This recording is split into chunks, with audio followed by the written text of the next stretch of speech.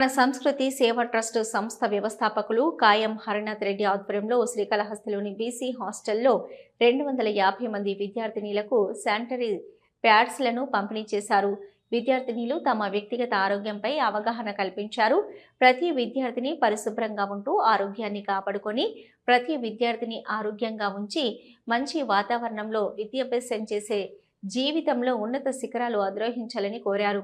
వారు అధిరోహించిన ఉన్నత శిఖరాలతో తల్లిదండ్రులకు దేశానికి మంచి పేరు తీసుకురావాలని ఈ సందర్భంగా తెలియజేశారు.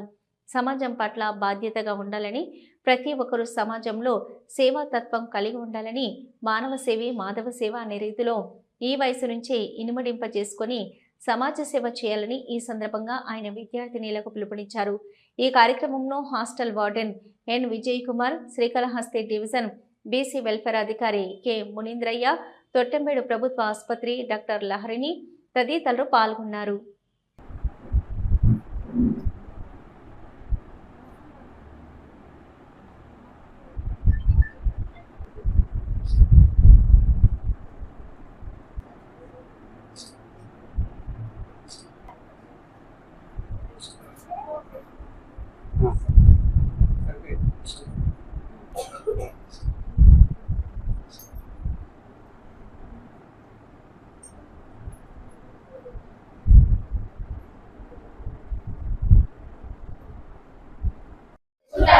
తెచ్చుకుంటే నమస్కారం.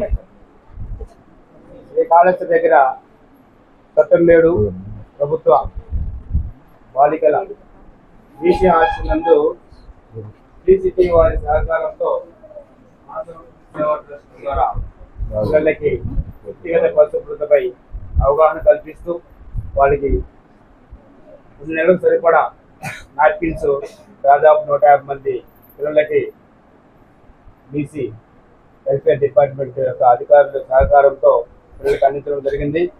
ఇప్పుడున్నటువంటి ఏరియా హాస్పిటల్ డాక్టర్ గారు వచ్చారు.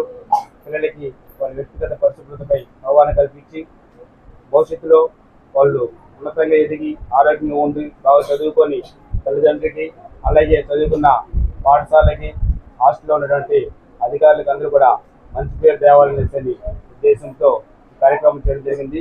ఇలాగా పిల్లలు మంచిగా ఉంటూ కుటుంబానికి సమాజానికి మంచి పేరు తెచ్చే విధంగా ఉంటూ మన భారతదేశం యొక్క జాతి గౌరవాన్ని ప్రపంచవ్యాప్తంగా అందించడంలో ఈరోజు పిల్లలే రేపటి మంచి భవిష్యత్తు ఉన్నతంగా ఎదిగి ఉన్నారని ఉద్దేశంతో ఇలాంటి కార్యక్రమం చేయడం జరుగుతుంది. హైదరాబాద్లోని సిబిఐ కోర్టులో జగన్మోహన్